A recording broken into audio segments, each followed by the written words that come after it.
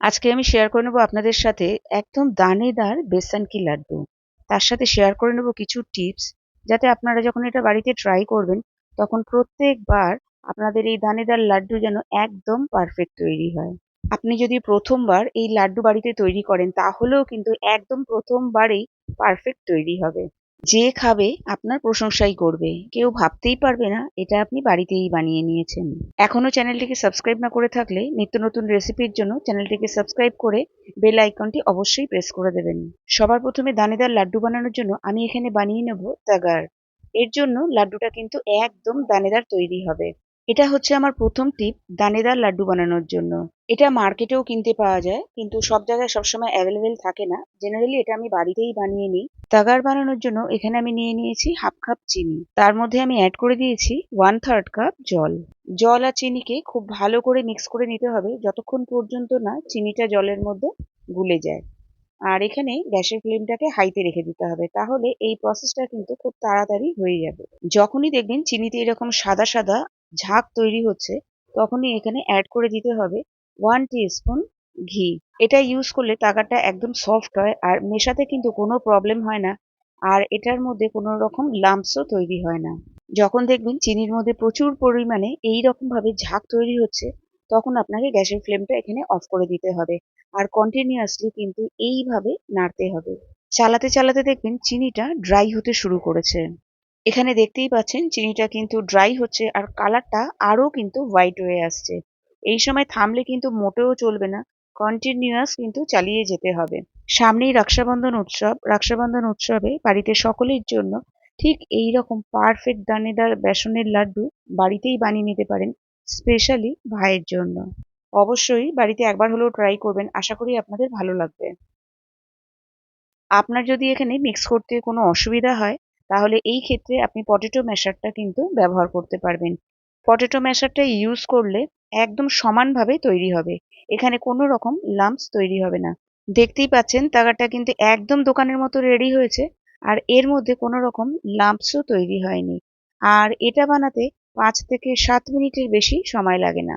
তাগার তো একদম perfect ready হয়ে গেছে, কিন্তু অবশ্যই এটা খেয়াল রাখবেন, যখনই সাদা ঝাঁক আসতে শুরু করবে তখনই গ্যাসের ফ্লেমটাকে এখানে অফ করে দিতে হবে।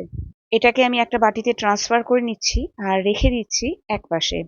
তবে এটাকেও কিন্তু আপনারা স্টোর করে রেখে দিতে পারবেন, কিন্তু গরম অবস্থায় কখনোই স্টোর করবেন না। ঠান্ডা করে নিয়ে তারপরেই এটাকে স্টোর করবেন। এবার আমি বেসনের লাড্ডুর জন্য বেসনটাকে প্রিপেয়ার করে নেব। একটা নেটের সাহায্যে বেসনটাকে খুব ভালো করে এখানে ছেঁকে নেব, যাতে বেসনের মধ্যে যদি কোনো প্রকার লাম্পস থাকে বা কোনো নোংরা থাকে তাহলে সেটা কিন্তু নেটের সাহায্যে ছেঁকে নিলে ভালো হবে। প্রথমে আমি 1 কাপ নিয়ে নিয়েছি, পরে আবার আমি 1 কাপ এখানে নিয়ে নিচ্ছি। টোটালে এখানে আমি 2 কাপ বেসন ব্যবহার করেছি। আপনাদের কাছে যদি এরকম মেজারমেন্ট কাপ না থাকে, আপনারা কিন্তু ঘরের যে কোনো স্টিলের বাটি বা চায়ের কাপ বা যা কিছু সেটার মেজারমেন্টেই কিন্তু সবকিছু নেবেন। তবে মেজারমেন্টটা এখানে কিন্তু ভীষণই জরুরি, তাহলে একদম পারফেক্ট বেসনের লাড্ডু কিন্তু ঘরেই তৈরি হবে। আমি এখানে ঘরের যে নর্মাল বেসন আসে সেটাই ইউজ করেছি। এটাকেই আজকে দানেদার তৈরি করব, কারণ দানেদার বেসন ছাড়া দানেদার লাড্ডু কিন্তু ভালো করে তৈরি হয় না। আর আপনার কাছে যদি দানেদার বেসন থাকে তাহলে তো কোনো কথাই নেই। এখানে আমি বেসনটাকে রোস্ট করে নেব। রোস্ট করার জন্য একটা কড়াইতে আমি নিয়ে নিয়েছি ঘি। এখানে 1/4 কাপ ঘি আমি ব্যবহার করেছি। ঘিটা ভালো করে গরম হয়ে গেলে পুরো বেসনটাই আমি কিন্তু এখানে অ্যাড করে দিয়েছি। গ্যাসের ফ্লেমটাকে এখানে আমি লোতে রেখেছি। একদম লোতে রেখেই বেসনটাকে এইভাবে রোস্ট করে নিতে হবে। আর কন্টিনিউয়াসলি কিন্তু চালাতে হবে, থামলে চলবে না। গ্যাসের ফ্লেমটাকে এখানে মিডিয়াম বা হাই করার দরকার নেই। হাই ফ্লেমে যদি বেসনটাকে রোস্ট করা হয় তাহলে ওপর থেকে বেসনটা তো রোস্ট হয়ে যাবে আর ব্রাউন কালার চলে আসবে, কিন্তু আপনি যখন খাবেন তখন কিন্তু বেসনের টেস্ট আসবে, মানে বেসনের একটা কাঁচা গন্ধ, সেটা কিন্তু আপনি অবশ্যই বুঝতে পারবেন। এই জন্য খুব এটা ইম্পর্টেন্ট যে বেসনটাকে লো ফ্লেমেই রোস্ট করতে হবে। এটা আপনাকে ততক্ষণ পর্যন্তই রোস্ট করতে হবে যতক্ষণ এর মধ্যে থেকে একটা খুব সুন্দর গন্ধ না বেরোয় আর কালারটা একদম লাইট গোল্ডেন কালার না হয়ে যায়। এখানে মোটামুটি এটাকে রোস্ট করার জন্য 20 থেকে 25 মিনিট আমার টাইম লেগে গেছে। তবে আপনাকে মোটেও থামলে চলবে না, কন্টিনিউয়াস এটাকে চালিয়েই কিন্তু রোস্ট করতে হবে। তাহলে পরে চারিদিক থেকে একদম সমানভাবে কালার আসবে। না হলে দেখা যাবে কোনো কোনো পার্ট ব্রাউন হয়ে গেছে। এখানে বেসনটাকে একটু ড্রাই দেখাচ্ছে, এর মধ্যে আমি আরো একটু ঘি অ্যাড করেছি, সেটা আমি লাস্টে বলে দেবো টোটাল ঘিয়ের পরিমাণটা। একেবারেই এখানে ঘি অ্যাড করলে চলবে না, একেবারে ঘি অ্যাড করে দিলে পরে যদি পাতলা হয়ে যায় বেসনটা, লাড্ডুর শেপ কিন্তু দেওয়া যাবে না, মানে লাড্ডুর শেপটা ভালো হবে না। এইভাবে প্রেস করে করেই কিন্তু বেসনটাকে আমাদের রোস্ট করতে হবে। আর যত আপনি লো ফ্লেমে বেসনটাকে রোস্ট করবেন ততই কিন্তু লাড্ডু টেস্টি হবে। আর এটা সেলফ লাইফও অনেক বেড়ে যায়, অনেক দিন পর্যন্ত রেখে কিন্তু আপনারা এটাকে ইউজ করতে পারবেন। আর এখানে অনেক সময় প্রবলেম হয় যে লাম্পস হয়ে যায়, তো কন্টিনিউ যদি এইভাবে নাড়তে থাকেন তাহলে বেসনের মধ্যে কোনো প্রকারই লাম্পস কিন্তু তৈরি হবে না।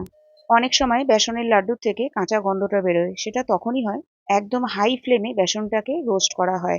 তাতে কি হয়, কোনো কোনো পার্ট হয়তো বেসনের খুব ভালো করে রোস্ট হয়ে যায়, আর কিছু কিছু পার্ট কিন্তু রোস্ট হয় না। তখনই বেসনের লাড্ডুর মধ্যে থেকে কাঁচা গন্ধটা বের হয়। এই জন্য এটা খুবই ইম্পর্টেন্ট যে লো ফ্লেমে বেসনটাকে খুব ভালো করে রোস্ট করতে হবে। একদম পারফেক্ট কালার, টেক্সচার আর স্বাদের জন্য ঠিক এই রকম ভাবেই লো ফ্লেমেই বেসনটাকে রোস্ট করতে হবে। এখানে বেসনটা কালার আর টেক্সচার কিন্তু চেঞ্জ হতে শুরু করেছে, দেখতেই পাচ্ছেন ঘিটাও রিলিজ হতে শুরু করেছে। আমি টোটালে এখানে আরো 3 টিস্পুন ঘি ইউজ করেছি। আর বেসনটাকে ঠিক পারফেক্ট দানেদার লাড্ডু বানানোর জন্য এবার মেইন ট্রিক হচ্ছে, এখানে একদম হাত দিয়ে 2 থেকে 3 বার অল্প অল্প করে জলের ছিটে দিতে হবে, ঠিক এইভাবে। জলের ছিটে দেওয়ার সাথে সাথেই কিন্তু বেসনটা একটু ফুলতে শুরু করে আর একদম দানা তৈরি হতে শুরু করে। জলের অল্প অল্প ছিটে দেওয়ার পর প্রায় 1 থেকে 1.5 মিনিট কিন্তু আবারও খুব ভালো করে বেসনটাকে রোস্ট করে নিতে হবে। দেখতেই পাচ্ছেন বেসনের কালার কিন্তু একদম গোল্ডেন কালার চলে এসেছে। আর এটা রোস্ট করার পর সঙ্গে সঙ্গে অন্য একটা পাত্রে কিন্তু এটাকে ট্রান্সফার করে দিতে হবে। যদি গরম পাত্রটার মধ্যে থাকে তাহলে নিচের দিক থেকে কিন্তু কালারটা চেঞ্জ হতে শুরু করবে। এখানে ফটাফট কড়াই থেকে ঢালা যাচ্ছিল না, তাই অন্য পাত্রে আমি আগেই ঢেলে নিয়েছি, সেটাই আমি এখানে ঢেলে দিলাম। থালায় ঢেলে নেওয়ার পর এটাকে আমি খুব ভালো করে চারিদিক থেকে নেড়ে দিচ্ছি যাতে একটু ঠান্ডা হয়ে যায়। অনেকেই আছেন যারা গরম গরম বেসনের মধ্যে তাগারটাকে অ্যাড করে দেন, সেভাবে করলে কিন্তু লাড্ডুগুলো মেল্ট হয়ে যাবে, কোনো শেপ দেওয়া যাবে না। এখানে বেসনটাকে হালকা ঠান্ডা করতে হবে, মানে হাতে ছোঁয়া যাবে সেই রকম গরম কিন্তু থাকতে হবে। সবশেষে আমি অ্যাড করে দিলাম 1 টিস্পুন এলাচ গুঁড়ো আর হাফ কাপ তাগার। এখানে চাইলে কিন্তু চিনির পরিমাণটা আপনারা বেশিও রাখতে পারেন। সবকিছুকে এখানে খুব ভালো করে মিক্স করে নিতে হবে। বেসনের লাড্ডুতে ঘি তো ভালোই লাগে, যদি আপনাদের মনে হয় আরেকটু ঘিয়ের প্রয়োজন তাহলে সব শেষে কিন্তু ঘিটাকে গরম করে এখানে আপনারা আপনাদের প্রয়োজন অনুসারে অ্যাড করে দিতে পারেন। তবে প্রথমে কখনোই বেশি ঘি অ্যাড করবেন না, তাহলে লাড্ডুর শেপ কিন্তু দেওয়া যাবে না। এখানে সবকিছুকে আমি খুব ভালো করে মিক্স করে নিয়েছি। আর গরম থাকতে থাকতেই কিন্তু লাড্ডুটার শেপটা দিয়ে নিতে হবে। দুটো হাতের মাঝখানে রেখে ঠিক এইভাবে লাড্ডুটার শেপ দিয়ে নিতে হবে। দেখতেই পাচ্ছেন একদম দানেদার লাড্ডু কিন্তু একদম তৈরি। ভিডিওতে আমি যে টিপসগুলো শেয়ার করেছি সেগুলো যদি আপনারা ফলো করেন তাহলে পারফেক্ট দানেদার বেসনের লাড্ডু কিন্তু আপনারা ঘরেই তৈরি করে নিতে পারবেন। সময় তো অবশ্যই একটু বেশি লাগে, কিন্তু এরপরে লাড্ডুর যে টেস্ট আসে সেটা কিন্তু অসাধারণ হয়। বেসনের লাড্ডু বানানোর জন্য এটা মেন ট্রিক্স, যে বেসনটাকে লো ফ্লেমেই কিন্তু একটু ধৈর্য ধরে রোস্ট করে নিতে হবে। এর ওপরেই কিন্তু বেসনের লাড্ডুর টেস্ট নির্ভর করে। আর ঘি মোটেও একেবারে অ্যাড করবেন না, কম কম করেই ঘিটাকে অ্যাড করতে হবে। কম হলে পরে তো আপনি অ্যাড করতে পারবেন, কিন্তু বেশি হয়ে গেলে তখন কিন্তু লাড্ডুর শেপ দেওয়া মুশকিল হয়ে যাবে। আর অল্প অল্প করে 2 থেকে 3 বার জলের ছিটে দেবেন, তাতেই কিন্তু দানাটা তৈরি হয়ে যাবে। আর একদম গরম গরম বেসনের মধ্যে তাগারটাকে অ্যাড করবেন না। একটু যখন হালকা গরম থাকবে তখনই তাগারটাকে বেসনের মধ্যে অ্যাড করবেন আর খুব সুন্দর করে গরম গরমই লাড্ডুর শেপটা দিয়ে নেবেন। আর এটাকে ফ্রিজে রাখবেন না, ফ্রিজে রাখলে ঘিটা একদম জমে যাবে, তার ফলে লাড্ডুটা কিন্তু শক্ত হয়ে যাবে। বাইরেই কোনো এয়ারটাইট কন্টেনারে রেখে 15 থেকে 20 দিন কিন্তু আরামসে আপনি ইউজ করতে পারবেন। আজকের ভিডিও আপনাদের কেমন লাগলো অবশ্যই কমেন্ট বক্সে একটা কমেন্ট করে জানাবেন। আজকে তবে এই পর্যন্তই, আবার দেখা হবে আরেকটি নতুন রেসিপির সাথে। রাখি পূর্ণিমার অনেক অনেক শুভেচ্ছা। বাই।